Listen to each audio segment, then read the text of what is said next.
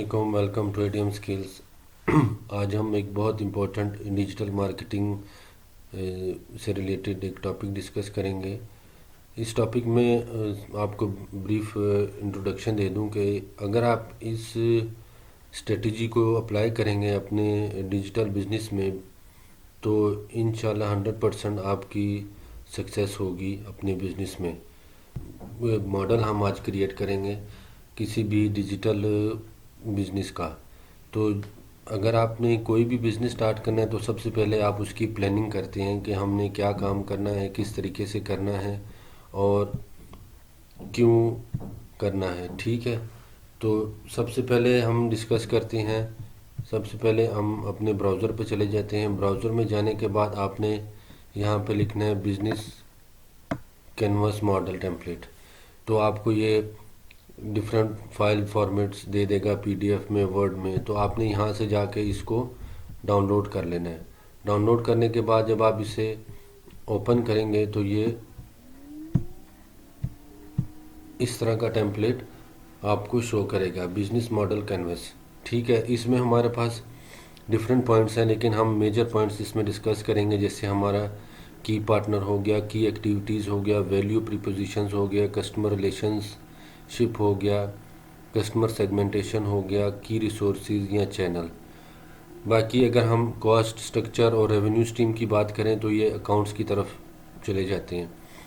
हम आज अपने मेन जो हमारे पॉइंट्स हैं हम वो डिस्कस करेंगे कि हम अगर कोई डिजिटल बिजनेस स्टार्ट करना चाहते हैं, कोई भी अपनी, हमने वेबसाइट बना ली, हम वहाँ पे ऑनलाइन प्रोडक्ट सेल कर रहे हैं, कोई भी XYZ प्रोडक्ट हम सेल करते हैं, तो उसमें सबसे पहले हमने ये बिज़नेस मॉडल क्रिएट करना होगा। इस बिज़नेस मॉडल में सबसे पहला जो है वो है की पार्टनर। की पार्टनर में हम ये देखते हैं कि हमारे बिज़नेस में हमारा पार्टनर कौन है। जैसे सपोज़ एक आप बिज़नेस स्टार्ट किया, आप एक तो ख़ुद उसके ऑनर हुए, इसके अलावा आपका कोई और इन्वेस्टर है जो आपके साथ इन्वेस्टमेंट जिसने की है, या आपकी जो लीपर्ड कंपनी है, कोरियर कंपनी, वो भी आपका की पार्टनर खिलाएगा कि आपने एक बिज़नेस ऑनलाइन स्टार्ट तो कर लिया, अभी आपने अगर डिलीवरी देनी है तो आप डिलीवरी किसके थ्रू करेंगे। तो आप कोई लीपर्ड या TCS या कोई भी XYZ company, courier company select करेंगे कि ये आपकी प्रोडक्ट की डिलीवरी करेंगे, तो वो भी आपके की पार्टनर्स में आएंगे। आपने इस की पार्टनर पोर्शन में अपनी सारी पार्टनर्स को मेंशन करना है कि आपका TCS जो है वो की पार्टनर होगा। अगर आपका कोई फाइनेंशियल पार्टनर है आप उसको मेंशन करेंगे। इसके अलावा आप अपने जो एम्प्लॉयज़ आप रखेंगे या आपका जो कोई VA, हम वर्चुअल असिस्टेंट कह सकते हैं, वो आप हायर करेंगे, वो भी आपका की पार्टनर में आएगा क्योंकि वो आपके लिए वर्क करेगा। तो ये सारे आपके की पार्टनर्स में आएंगे। ज़रूरी नहीं है कि की पार्टनर वही हो आपका जिसने आपको पैसे दिए, या वो आपका सिर्फ पार्टनर होगा। आपका लीपर्ड, आपके जो एम्प्लॉयज़ आप रखेंगे, जो आपके VA होगा, जो आपकी प्रोडक्ट को पैक करेगा, ये सारे आपके की पार्टनर्स में आएंगे। इसके अलावा आ जाता है की एक्टिविटीज़। बाद आ जाता है हमारा की एक्टिविटीज़। की एक्टिविटीज़ में हमारे पास जो हमारा बिज़नेस होगा उसकी एक्टिविटीज़ क्या होंगी कि आपने डिलीवरी करवानी है, वो आपकी एक्टिविटी होगी। आपने गिफ्ट, आपकी जो प्रोडक्ट है आपने उसको पैक करवाना है, वो आपकी एक्टिविटी होगी। आपने अपनी प्रोडक्ट की सोर्सिंग करनी है, बाइंग करनी है। आपकी जो सप्लायर होगा, आपने, वो आपकी की एक्टिविटी होगी कि आपने अपने सप्लायर से प्रोडक्ट लेके आनी है, उसे अपने पास स्टोर करना है। ये जो भी आपका बिज़नेस आप अपने प्लान बनाएंगे उसमें आप भी सारी चीज़ें, एक्टिविटीज़ डालेंगे कि आपकी जो डिलीवरी है वो एक ही एक्टिविटी होगी कि आपने काम तो शुरू कर लिया, लेकिन अगर आप उसकी डिलीवरी नहीं दे रहे तो फ़ायदा तो कोई नहीं हुआ। तो ये की एक्टिविटी हो गई, आपकी डिलीवरी जो है वो एक मेन की एक्टिविटी हुई। इसके अलावा आपने अपने पार्सल को पैक करना है, ये आपकी एक्टिविटी होगी। आपकी जो प्राइसिंग है वो एक ही एक्टिविटी होगी कि आपने प्राइस को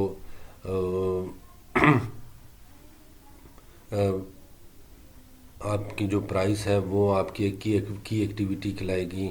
आपका सप्लायर की एक्टिविटी होगा। आपने जो अपनी प्रोडक्ट की मार्केटिंग करनी है वो आपकी मेजर की एक्टिविटी होगी। तो वो सारी की एक्टिविटीज़ आपने इसमें मेंशन करनी है।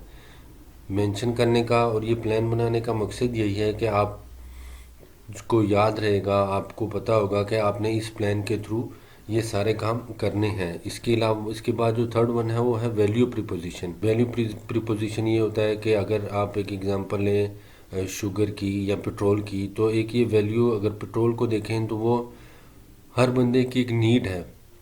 तो वो हमारी वैल्यू प्रीपोजिशन होगी कि आपने पेट्रोल तो लेना ही लेना है। तो अगर आपने कोई भी ऐसी प्रोडक्ट ने वैल्यू प्रीपोजिशन मेंशन करनी है कि जस्ट सपोज आपकी प्रोडक्ट की डिमांड ज़्यादा हो, आपने कोई यूनिक प्रोडक्ट सर्च की, आपने कोई यूनिक प्रोडक्ट आप सेल कर रहे हो, तो उसकी वैल्यू प्रीपोजिशन क्या होगी कि उसकी प्राइस अच्छी हो, रिजनेबल हो, उसकी डिमांड हो, उसकी ऑलरेडी मार्केटिंग हुई हो। ये सारी चीज़ें जो हैं हमारी वैल्यू प्रीपोजिशंस में आ जाती हैं कि आपकी प्रोडक्ट की, आप ये कह सकते हैं क्वालिटी, आपकी प्रोडक्ट की क्वालिटी अच्छी होनी चाहिए, आपकी प्रोडक्ट की प्राइसिंग अच्छी होनी चाहिए, आपकी जो डिलीवरी डेट है, अगर हम बाकी बाकी ऑनलाइन बिजनेसेस की बात करें तो वो 7 वर्किंग डेज़ में आपको डिलीवरी देते हैं। तो अगर आप विद इन 2 डेज़ में डिलीवरी देंगे अपने कस्टमर्स को, तो ये भी एक आपका वैल्यू प्रीपोजिशन होगा। उससे क्या होगा कि आपकी सेल इंक्रीज़ होगी। तो वैल्यू प्रीपोजिशन में जो है हमारे पास डिमांड है, प्राइस है और यूनिक प्रोडक्ट होनी चाहिए। यूनिक नहीं भी हो तो आपने उसकी प्राइस और क्वालिटी का बहुत ख्याल करना है। इसके बाद आ जाता है हमारे पास कस्टमर रिलेशनशिप्स। बहुत इंपॉर्टेंट पॉइंट कि जब आप बिज़नेस स्टार्ट कर रहे हैं और अगर आपके कस्टमर ही नहीं है तो आप अपने बिज़नेस को कैसे रन करेंगे, आपकी सेल ही नहीं होगी। तो आपने कस्टमर रिलेशनशिप्स का बहुत ख्याल करना है। आपने ऐसी स्ट्रेटजी अप्लाई करनी है जो से आपके कस्टमर का रिलेशन बिल्ड हो। मैं एक एग्ज़ाम्पल लेता हूँ कि अगर हम किसी भी प्रॉपर्टी डीलर की बात करें या स्कीम्स की बात करें, जैसे एक वेस्ट मरीना स्कीम है, ये अपनी एडवर्टाइजमेंट जब करते हैं ये उसमें क्या मेंशन करते हैं कि आप कमेटी डालें हमारे साथ। कमेटी क्या डालेंगे कि आप जो कमेटी डालते हैं वो आपको साल बाद, 1.5 साल बाद आपको आपके दिए हुए पैसे आपको वापस कर देते हैं एक साथ। लेकिन जब आप इनके साथ कमेटी डालेंगे तो ये क्या करेंगे, ये पैसों के अगेंस्ट आपको प्लॉट देंगे और उस प्लॉट की वर्थ भी ज़्यादा होगी। तो ये क्या हुआ, एक ये वेस्ट मरीना या जलील जो भी ये स्टेट वाले हैं, इन्होंने एक ये पॉलिसी अपना ली, रिलेशनशिप बिल्ड कर लिया है। एक और बहुत अच्छा तरीका है रिलेशन बिल्ड करने का कि जब भी आप किसी से मिलें अपने कस्टमर से, तो आप उसका नाम पूछ के उसे नाम से पुकारें, उसका नाम याद रखें, उसकी फैमिली बैकग्राउंड उससे पूछें, उससे डिस्कशन करें डिफरेंट टॉपिक्स पे। उससे क्या होगा कि आपका कस्टमर रिलेशनशिप बिल्ड होगा। आप अक्सर आपने देखा होगा कि अगर आपको कोई नाम से पुकारता है तो आपको एक अच्छी फीलिंग्स आती हैं कि भाई ये देखो ये बंदा अच्छा है, ये मुझे याद रखता है। तो आपकी व्यूज़ आपके जो व्यूज़ होंगे उसके लिए एक अच्छे व्यूज़ क्रिएट होंगे आपके माइंड में। ठीक है, तो कस्टमर रिलेशनशिप आपने बिल्ड करनी है, स्ट्रेटजी बनानी है कि आपने कौन सी प्लानिंग यूज़ करते हुए कस्टमर से रिलेशनशिप क्रिएट करना है। इसके बाद आ जाता है कस्टमर सेगमेंटेशन। इसके बाद आ जाता है हमारे पास customer segmentation. Customer segmentation means कि आप अपनी मार्केट को डिवाइड करेंगे डिफरेंट कैटेगरीज में अकॉर्डिंग टू योर प्रोडक्ट। हम एक एग्जांपल लेते हैं कि अगर आप कोई बच्चों के खिलौने सेल कर रहे हैं तो आप बच्चों को भी डिवाइड करेंगे कि आपको पता होना चाहिए कि ये जो आप खिलौना या टॉय सेल कर रहे हैं ये किस उम्र तक के बच्चे यूज़ कर सकते हैं। तो आपने इस तरीके से उन्हीं बच्चों को टारगेट करना होगा कि ये इस उम्र से इस उम्र तक के बच्चे ये प्रोडक्ट यूज़ कर सकते हैं। तो इस तरीके से आप जब अपनी मार्केट को सेगमेंटेशन करेंगे तो आपको एक अच्छी ऑडियंस मिल सकती है। अगर आप एक टॉय को एग्ज़ाम्पल लें कि आप एक टॉय सेल कर रहे हैं और आप उसे आपने अपनी मार्केट सेगमेंट नहीं की, आप उसकी सिर्फ पब्लिसिटी करते जा रहे हैं डिफरेंट जगहों पे, लेकिन वो पब्लिसिटी या वो एडवर्टाइजमेंट, वो मार्केटिंग आपकी फजूल जाएगी अगर आपने अपने टारगेट ऑडियंस को रीच नहीं किया। अगर हम एक कॉस्मेटिक्स प्रोडक्ट की बात करें, किसी भी कोई भी वाइटनिंग क्रीम की, तो आपने उसमें क्या करना होगा, सिर्फ लड़कियों को ही टारगेट करना होगा कि आप ये प्रोडक्ट जो है ये फीमेल यूज़ कर सकती हैं, इस उम्र से इस उम्र तक की जो भी उम्र होंगी। तो वो मार्केट जब आप सेगमेंट कर लेंगे तो आपको एक अच्छी ऑडियंस जनरेट हो जाएगी। तो इसके बाद जो है इसके अलावा अगर हम कपड़े ये मेल कुर्ते वगैरह सेल कर रहे हैं तो आपने उसमें मेल को टारगेट करना है। तो उससे आपको एक अच्छा आइडिया हो सकता है, आइडिया हो जाता है कि आपने किस जगह पे अपनी एडवर्टाइजमेंट करनी है, किस जगह पे आपने अपनी एडवर्टाइजमेंट चलानी है, या कौन सी बेस्ट प्लेस है आपकी मार्केटिंग के लिए। ये सब आप काम जो है अपनी प्रोडक्ट नीच के अकॉर्डिंग करते हैं। इसके बाद आ जाता है हमारे पास की रिसोर्सिंग। की रिसोर्सिंग कह रहा है, what key resources do your value proposition required, our distributor channel, customer relationships, reviews teams.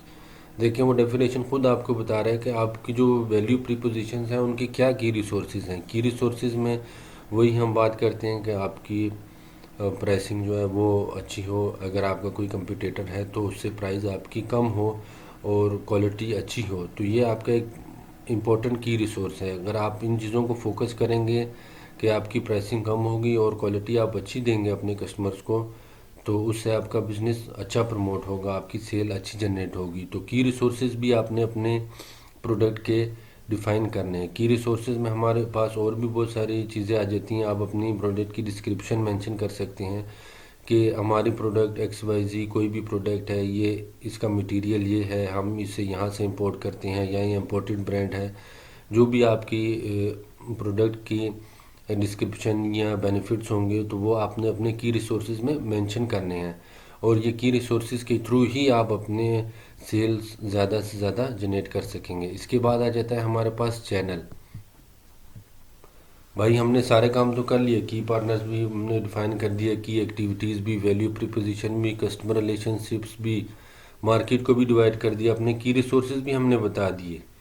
आखिर में जो इम्पोर्टेंट बात है वो ये है कि ये काम हमने सब जाके अप्लाई कहाँ पे करने हैं। तो ये सारे काम हम चैनल्स पे अप्लाई करेंगे।